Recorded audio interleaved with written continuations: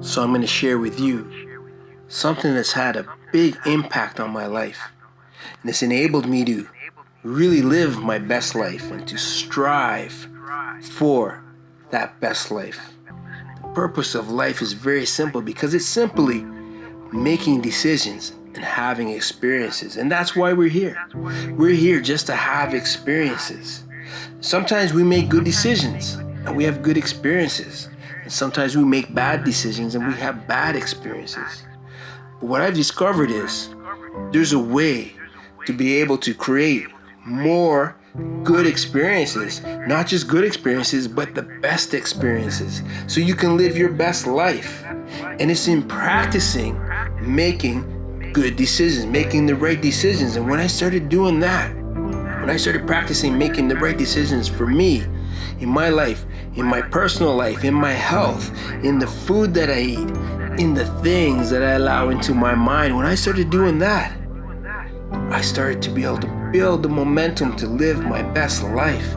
All right. Today, I want to welcome W.T Hamilton. He's a motivator, author, mentor, and coach. Welcome aboard today. Yeah, thanks, Ryan. I'm excited to be here. And you're coming to us from Canada, correct? Yeah, I'm cool. About 2 hours from Detroit, 2 hours from Buffalo. Oh, awesome. So we're just gonna run with it today and go with the flow and see where the conversation takes us. We'll talk about some business and entrepreneurship and everything that's going on today. So obviously we're all dealing, even in Canada and across the world, we're dealing with the coronavirus. I'm in Pennsylvania and we're locked down. Businesses shut down. You're in Canada and you just told me before we started recording that you guys are looking at a lockdown. So what do the business owners do? What does an entrepreneur do at this time? So really now it's imperative more than ever to have an online strategy and an online game, because the only way to really keep your businesses going is to work from home, to learn how to reach out to people using video, using other methods that maybe we didn't use so much for business. A lot of people were using that for socializing, but now it's how do you really monetize using Zoom, using Skype, running meetings where you can have multiple guests in a meeting and solve problems. Could you tell me about your life growing up? Give us a little background on yourself. Yeah, so I was originally born in England and moved to Canada when I was a young lad, about 4 years old. Came here with an English accent and different culture, and had to learn how to become Canadian and kind of navigate through that whole journey. And I ended up after college, I got a job working in a factory and kind of worked my way up and became supervisor, and then became production manager, did all the hiring, firing, and worked with all the departments to make sure everything went well. And that was a great job. Everything was awesome. And then in 2009, they called in the loan, and the company didn't want to cover the loan, so it went into receivership. Then I got hired by another company to rebuild that company. So I came in through a consulting company and kind of learned that whole avenue, and I started learning sales. So I had to do more sales and production. And that led me to, because they were doing things in kind of not really a good-hearted way. And it was just really greedy and not caring so much about the customer experience, just caring about the bottom line. So I ended up leaving that job and working with a company in the U.S. and became a consultant for that company. And that's what I've been doing for the last 7 years. And that's what you do now. And you just told me that you do go to Ohio for the businesses that you work with. Yeah. Do you enjoy helping people in the consulting world? Yeah, it's really really fulfilling because of the way I do things and see things is like I'm really solution orientated, but I'm also looking at how to serve and how to make things better. So I see solutions in a way that maybe other people aren't seeing, because they're just looking at the regular business practices and not seeing outside the box. So I'm able to really see outside the box and bring a perspective that, 9 times out of 10 is the answer they were looking for. And once they see that answer, it's kind of captain obvious to them, but they couldn't see it before that. So I it's talk a great about feeling. I talk about that a lot. It's hard to explain what that gift is, to be able to see, down the road and weeks ahead of time, or stop things before they're going to happen.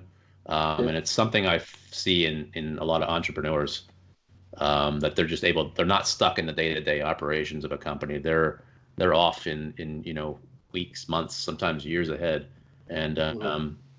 I think those type of people are going to still move forward in these kind of times. Um, you talk a lot about how to be human and self-awareness. We watch a lot of your videos, and I want to Mhm. put those links up later for YouTube. What does that mean to you? So I really feel like you got to show up in your life, in your personal life, and in your business the same way. I don't. I know a lot of people have this disconnect. So you have like your personal development, and you have the way that you are with your family, and it's more of a heart centered. And then when you go to business, it's cutthroat and just every man for themselves. But I really feel like if you can give a great customer experience, and by customer experience, that could be a coworker is your customer in certain environments and certain things that you're doing. But you can always be mindful of how this is going to help them or affect them, and how is it going to affect your community.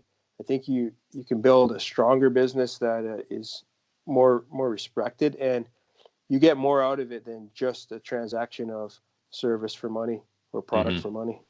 And you've mentioned customer experience, I think twice now at least. Is that a big factor for you? It really is. I think that's something that's missing in a lot of businesses, and I think it's like a gift that you can have, and you can really monetize without monetizing it. Like just Mm. by giving someone a great experience, like getting on a video phone call because now maybe you can't meet with them face to face in this point in time, and just being able to still look them in the eye and really listen to what they're saying and what their needs are. I think it's a lot nicer than other companies that might just shoot out an email, or they might just call and leave a voicemail and you never hear back from them. So I think it's really important, because if you have that human touch and you're genuine and authentic in the way you're doing things, I think people will trust you more, but they'll also want to do more business with you, and they'll refer people just because they feel like, yeah, you're a real person. You care beyond just this transaction. And you're letting one of my secrets out. So I own a painting company. We've been using video email for probably the last year, Okay. Yeah. for follow-ups, just for saying thank you, and people love it.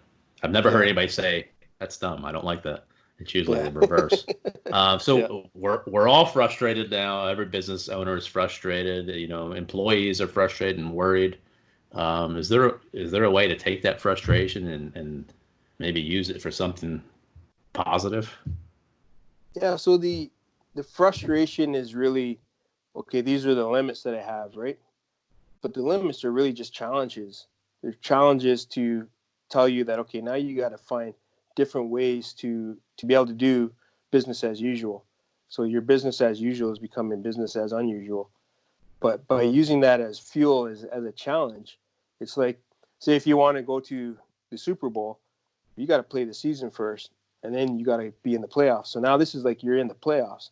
You got to start making some adjustments on the fly, because there's things happening that you couldn't really plan for, because it's things that we've never dealt with before. But once you start to slow down and really look at, okay, what are the solutions? You'll find that you'll find a lot more solutions than you realize. You have a lot more experience with solving these problems than you realize. Hmm. Your YouTube channel, and we're going to throw all the links up for everybody to check out, is awesome. Thank you. I mean, there's a lot of positive stuff on there, and things for regular people, employees, but a lot of stuff for the business owner. How did you start just throwing yourself out there? So one of the things that I was doing, so I write a lot of books, and how I got into the writing of the books was learning about law of attraction. So it's personal development and mindset.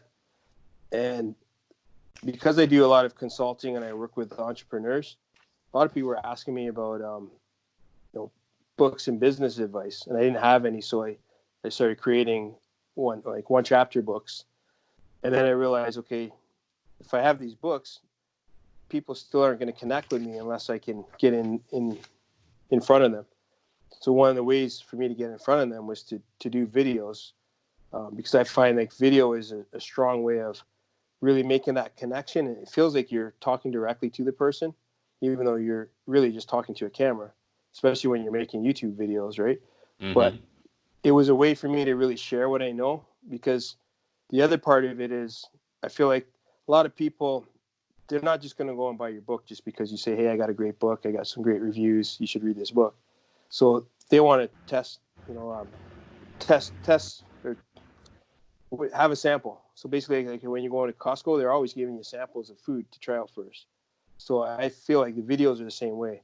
Here's what I am. Here's how I do things. This is my style, the way I show up. And if that resonates with you, great. If it doesn't, at least you know. Yeah. And then if you want to learn more, then you can, buy the books and connect with me and do other things. But your first initially is just putting the videos out in. And one of the things why I did the videos, because I was learning how to speak, because I was getting ready to speak on stage. So it was a good practice for me as well. Oh, absolutely. Could you tell everybody? So your concept of your books is totally different. It's they're one chapter books. Could you tell us about the most recent book? Yeah, so the most recent one is called The Harsh Truths, and it's all about starting a business and the realities that you're going to run into when you're starting a business, and the solutions, how to overcome some of those hurdles, because some of the hurdles, if you don't know how to overcome them, they're going to stop you from really growing and keeping that business to reach its potential. So I really, it's a conversation. It's a fictional book, but it's based on real life stuff, and it's set in a diner as a conversation between a mentor and a young a young person that's just started their business, and they're kind of overwhelmed with how hard it really is to build that business. I work with a lot of different business people and sports people and entertainment people, and it always seems like there's a certain type of person who just always succeeds. Where even when they fail, the next day something great happens to them, and then you have other people who are just always struggling. What happens there? What do you find? So really, the big factor with that in the beginning is that the people that succeed, they're not afraid to fail. So they understand that everybody loses first before you can win. And that's what you see in sports. That's what you see in business, or what you see in personal life. And one of the things that you do is like, so what happens for me is I'm always trying things. And a lot of times, 9 times out of 10, things that I try don't work out. But I always learn from something. So I never really fail, because I'm either succeeding or I'm learning. As long as I'm succeeding or I'm learning, I'm always winning. Hmm. And because of that, I'm always focused on the future. So I'm not so worried about what I'm doing right now. I'm always focused on what am I doing next? What's the next step? And that really drives me. Like even when I write books, I would get reviews for a book. I would look at those, and in those reviews were telling me how to do the book better next time. So I would use that criticism as a way of learning how to write a better book. So each book that I wrote would get better and better. And that's how you succeed, by not being afraid to fail. So you didn't struggle with looking at those reviews or looking at the comments on your videos with, oh my God, here's another person just trolling me online, or because sometimes they're tough. Yeah, but so what you have to do is you got to take the emotion out of whatever the person is writing, and then just look at what they're actually writing. If they do have constructive criticism, you can build on that, because they're basically telling you, this was okay, but I didn't like this, or this really sucked because. When you read those things, you can decipher whether someone's just trolling you because they're jealous, or whether they're actually saying, I really wanted to like this, but I didn't because of this Hmm. reason, right? Because That then, that's a great point of view. yeah, because then they're actually telling you how to win them over for free, Yeah, right? So awesome. you can hire me. I'm going to charge you a fee to tell you how to fix it, but um, all the people that you work with or run across, what makes a great entrepreneur? so a great entrepreneur really is someone that will listen and that will take action on the things that you're seeing that they could do better. So they always have strengths and they always have some weaknesses, and learning how to overcome and champion those weaknesses. And part of it, championing the weaknesses might just be to hire someone else to do that part, because a great entrepreneur is really the decision maker. They don't have to do everything and be a master of everything, but they have to know what parts are dear to their heart that they have to be in control of, and what parts can they farm out, and can they make the right decision to get the result that they need from the other people that they're hiring. Hmm. How about failure? You might have just answered this. You kind of did before. How do we deal with failure? Because you're going to have failure. Nothing's ever going to be Yeah. perfect. You're going to have failure. You might have failure every day. Um, what do you do? So one of the things that I tell people is, it's the second hardest thing you're ever going to do is build your success. But the hardest thing you're ever going to do is hold on to your success, to keep there, because everything that you do, there's a potential to fail, and the higher you go, the bigger the failure can be, and more display, the more people it affects, just the bigger it is. So you can't hide from failure. You have to learn how to learn from it, and you got to you allow yourself to take risks and understand that you're always going to be able to build it back. If you knew how to get to that level the first time, if you built it, you didn't get lucky, you didn't take the elevator to success, but you actually climbed the stairs to success, then you know how to build it back up again, whether it's getting investors, whether it's connecting with the right people, but you know what to do because you already built that blueprint to get you to that level. So you don't have to fear that if you get certain level and then you screw up and you get knocked down, that you're never going to get back there, because you already know how to get there. Obviously, you've written books. Then take me back to the first time that you decided I'm going to write a book. That's a big step Yeah. because you're putting yourself right out there for everybody to review you again. Yeah. Um, how did you make that decision to do it, go forward, and then actually do the whole process? So I cheated. So what I did first is I wrote blogs, and Okay. I wrote blogs about business. I wrote blogs about personal development. I just kind of started getting a feel for my voice and seeing what was resonating with people and what wasn't. And then the very first book I ever wrote, I co-wrote it with my mom, so I cheated again. And she was writing about law of attraction, and she's more of a into the spiritual stuff, and that really doesn't resonate with me. So I was looking at it as more of a mindset thing to help achieve goals. So I wrote the book in my perspective, and she wrote it in her perspective. So the first reviews we had, we basically got beat up together, and we could kind of bounce off each other and look at what do we want to do better, and just having the confidence. So everything that you do in business, it starts with having belief in yourself, because before other people are going to believe in you, you got to believe in yourself. If you don't believe in yourself, nobody else is going to believe in you.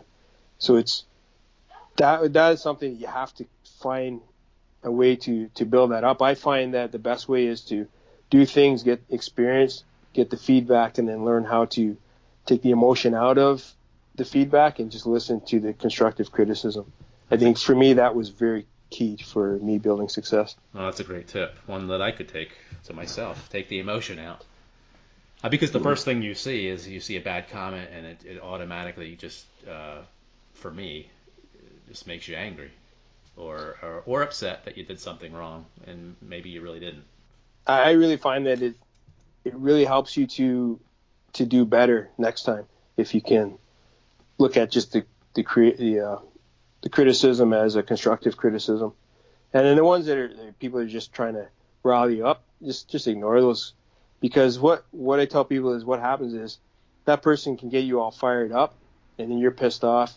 That person's going on to do whatever they're doing, and then you're being blocked from building your success because now you're pissed off that this person doesn't like what you're doing, and that person's forgotten about you, and they're off doing whatever, making money, having fun, and you're stewing, and so you're only hurting yourself at Hmm. that point. What's your passion? Like, what So keeps my you going? passion, What keeps you going? Yeah. so it really is sharing with people and just connecting to people. So I really love connecting, talking to people, and helping them solve problems. Is there a secret to all this, to all, all this business and entrepreneurship? Like, what's the secret? the secret to it all. Yeah. It's really for me. It's doing stuff that I like having fun doing. So I really try to just be myself. Um, I know there's like a kind of a style for certain entrepreneurs, and some people they hustle 14 hours a day, and they dress a certain way and all this type of thing. I don't do that. I want to have fun and just feel comfortable with whatever I'm doing. So fun is like the number one thing that I got to have when I'm doing my business. So I always say, like, if you're not having fun building your business, you're doing something wrong. What do you think your strengths are? What can you bring to the table? So I think so I'm very confident. Sometimes maybe overconfident, but I'm really confident, and I know how to empower people and make them feel confident and secure in what they're trying to do. And that's a great point. So as a business owner right now, where everything's going kind of haywire around us, what does the owner or the father or the mother of a family tell the people around them to make them feel secure? So the first thing you got to tell them is that you have a plan. You have a plan, and things are going to work out. And we don't have to worry about things that we can control. We can find solutions for those. The things that we can't control, worrying is not going to make any difference. So we really have nothing to worry about. Let's just focus on where we want to go and figure out how we're going to get there. And just do it. And just do it. Where do you see all this going? I mean, I'm asking you to tell the future, but as far as businesses and just life in general. So I really think that we're kind of resetting and realigning our whole values and what's important. So I think everybody's been really chasing to build, have a bigger house, and they're killing themselves to pay this mortgage to have this bigger house because they're competing with Bob down the street. And Bob down the street doesn't even know who you are. He doesn't care who you are, right? You might never go to Bob's house to hang out. But we've always been in this competitive mode, and I think now we're having to spend more time with our families and really reevaluate what's important. So I think that it's kind of a reset, and it's also a reset in businesses are going to start seeing that they can do a lot more things with their employees from home. So I think the brick and mortar needs are going to shrink, and I think we're going to learn how to really interact and do business globally through different ways of communicating and get stronger at really communicating and having real relationships with customers, with our clients, with our coworkers. That's a great answer. I couldn't say that better myself. That's awesome. And Well, same thing we did was kind of already just take a look at everything that we're using or spending on, and 95% of the things that we were spending money on, we didn't need. They were, we don't miss them. So Yeah. definitely, that's a tip for anybody out there in business. Go through everything that you're spending some money on, and you'll see what's really important. What are your goals for this year, personally? So one of the goals I had set up at the beginning of the year, which is funny you asked me this, but was to do 50 to 100 podcast shows, to be a guest on 50 to 100 podcast shows. I've really been able to connect with a lot of podcast shows and get my message out. And the other thing I really wanted to do was really get the book selling, get the one chapter book. So it's like a national thing that people know about, because I really feel like it can help a lot of people, because each book is only solving one business problem at a time. So it's a quick, here's the answer and here's what you got to do. So those are my goals, is to really get reach as many people as I can through different mediums, using blogs, using podcasts, using video. We'll put all your links up definitely for the books. Where can everybody find the books now? So the main place that I drive people to is my Amazon page, and all my books, that I have about 13 books on there. Wow. So all the books are available there, and you can read the reviews and see which books are the right ones for yourself. And then my website is wherethewindblows.ca. So you can find a lot of stuff there, and then I have my social media links for Instagram and YouTube. We'll throw all those up for you. So What makes a perfect day for you when you wake up in the morning? What would be the just the perfect day? So for me, like I wake up and I feel good right away, and I'm kind of excited. So I usually set goals. So every day, like today, I was excited because I'm going to be on your podcast show. So that's one of the things I was looking forward to. Um, is having a goal. So the perfect day is always if I have a strong goal, and then I'm working toward that goal, and everything kind of just works out nicely. I try to keep myself in a good mood. Like I said, fun is always on my menu, so I'm always trying to find ways to have fun, joke around, and just not take things so seriously. What do you do? What's your personal life look like? What do you what are like your hobbies outside of business and YouTube and everything else you do? So one of the things that's killing me right now is I love to go to the gym. So I usually go to the gym 3 times a week, and I like lifting heavy things because it's a way that I deal with stress. And so I'm noticing now, I have to do things at home, and I don't have a lot of free weights. So I am going to have to go out at some point before they close the stores and pick up some free weights. I laugh only because my son was just in here right before we came on with you, and he was trying to figure out where to go get some weights at. Same Yeah, problem. We all have the same problem. yeah. And I Um, didn't realize how important that was to me, but I guess maybe I socialize with the guys at the gym when I'm there, so it's that's a big part of it. And then I like to write, I like to read, and a big part of my personal life is just socializing, going out and doing. I go to a lot of meetups, and I do a lot of driving, so I drive places, so I have that downtime where I'm just kind of thinking and planning. So this whole thing is kind of upside down to my whole routine, and so I'm building a whole new routine of how do I replace those things. What do I do? Like, so right now I'm in my bedroom because there's 6 of us that live in our house. So I have 4 kids and my wife, and our main floor is the main hub of the house. That's usually where I would do podcasts, in the dining room, have a nice little spot, but everybody's noisy and they're doing stuff and making supper. So it's really learning how to adapt to the new real, which is, working from home with like 4 5 other people in the house, and not having the resources that you have to deal with the stress the way you would. So it's a challenge, but like I said, I always look for the solution and I always look toward the future. So I think being able to adapt to that is going to be a lot more fun as we go forward, because I'm seeing the kids all the time now. well, Before I I see them agree. for a I couple agree with hours. you. I actually think it brings a little more a personal feel to it that you're in your house right now.